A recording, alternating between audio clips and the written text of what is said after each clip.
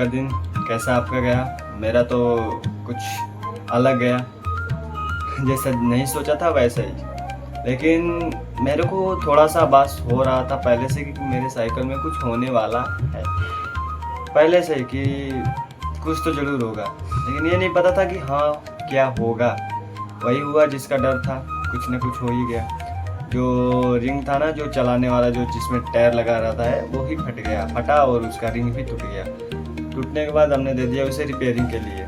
कल यहाँ से पैदल गया, मेरा दोस्त लेकर आया बाइक और वहाँ से हम गए, फिर मेरे को छोड़ा। नहीं तो कल का दिन ही बेकार है।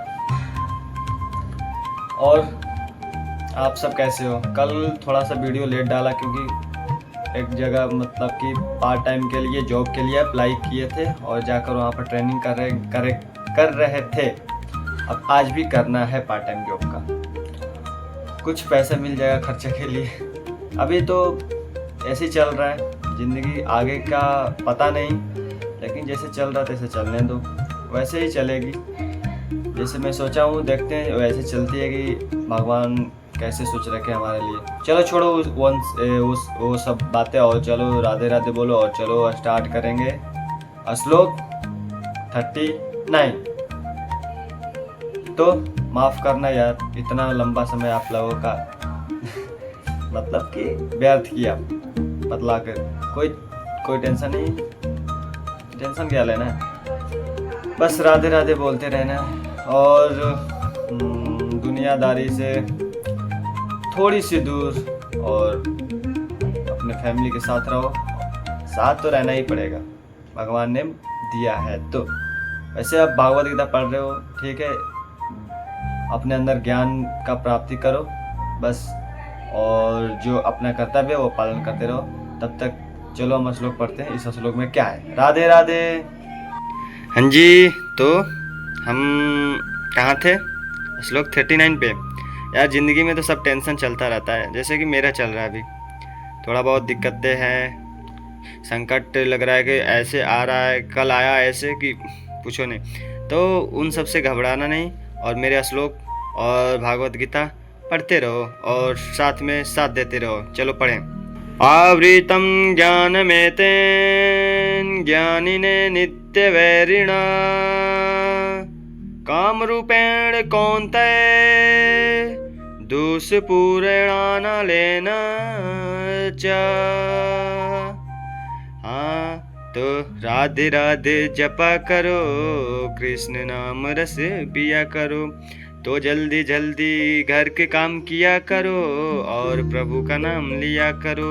जैसे भी हो वैसे नाम लिया करो। तो चलो चले हम कहाँ समझने श्लोक को। तो इस श्लोक में समझ लो कि अपने दैनिक जीवन में ना सभी लोग करते हैं इस पे, मतलब इस टॉपिक पे पहले भी बता चुका हूँ थोड़ा बहुत, और इसमें तो और भी अच्छे से बतलाया गया है।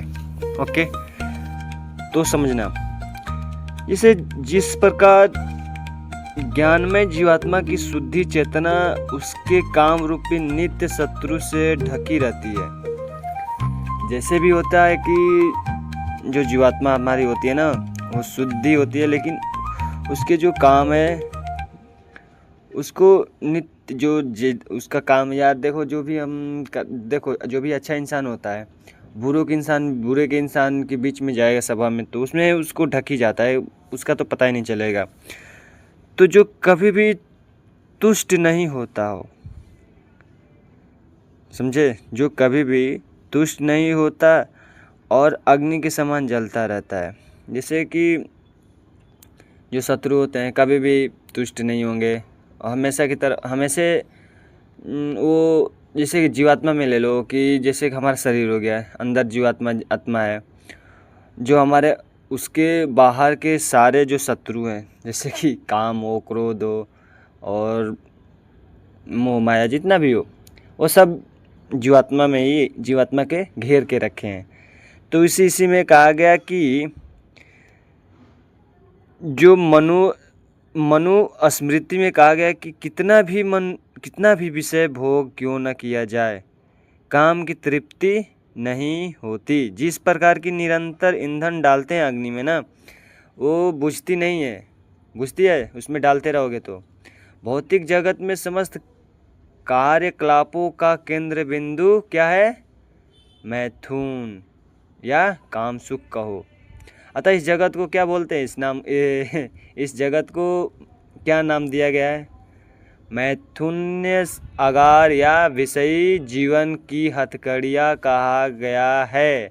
जैसे बंदरगाह, जैसे जो सज़ा काटता है बंदरगाह, जिसे अंदर जेल के रहता है अपराधी, वो छड़ों के बीच भीतर रहता है ना, उसी प्रकार अपराधी भगवान के नियमों को जो उल्लंघन करता है ना, वो मैथुन जीवन द्वारा बंदी बनाया जाता है। मतलब मैथुन जीवन देने का क्या हुआ कि वो केवल जैसे कि हवस कही, जैसे कि सेक्स का, वो उसी में लगा रहेगा, उसी का उसका दिमाग में चलता रहेगा कैसे करे ओके,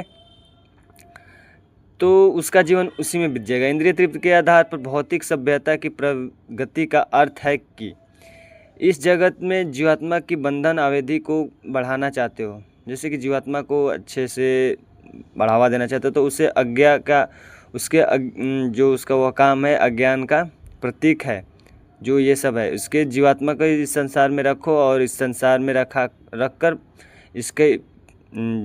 इसको मतलब ऊपर निकालो, बढ़ावा दो, जिसके द्वारा जीवात्मा इस संसार में रखा जाता है।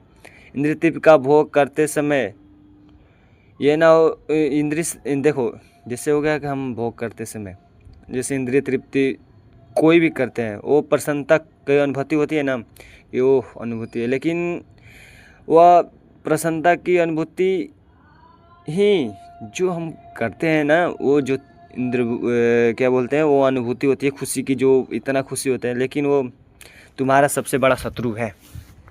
दुनिया का सबसे बड़ा शत्रु कौन है? बता दो। जो हमारा इंद्रिय तृप्ति के जो उसके अंदर से खुशी मिलता है वो है। और इस जगत का नाम तो मेरे को आज पता चला, मैथुन आगार या विषय जीवन की हथकड़ियाँ कहा गया है, क्योंकि लोग इसी में साले पता नहीं इसके लिए जीते। आधा से आधा 90%, 80%, 90% इंसान शायद सब हो, पता नहीं, लेकिन भगवान तो नाम दे दिए। सबके अंदर होता है थोड़ा बहुत, क्या किसी में ज़्यादा होता है, इसमें कम होता है, वही है। तो चलो राधे राधे, इस श्लोक में यही था। और ये ना समझ लेना कि चलो कुछ नहीं, चलो राधे राधे बोल दो, समझते रहो, और इस पे थोड़ा सा दिमाग लगा कर समझो, ओके। और क्या है क्या नहीं, तब तक के लिए मेरे को क्या करो, अलविदा नहीं, नेक्स्ट श्लोक बोलो पढ़ने को। क्या बोलते, शक्ति दो भगवान कि हाँ आगे का नेक्स्ट श्लोक हम पढ़ते रहें जैसे जैसे पढ़ रहे हैं। तब तक के लिए राधे राधे जपा करो, हम आपके साथ कभी काम, हाँ आप सभी के साथ कभी छोड़ा ना करें। तो राधे राधे डेली, जय श्री राम।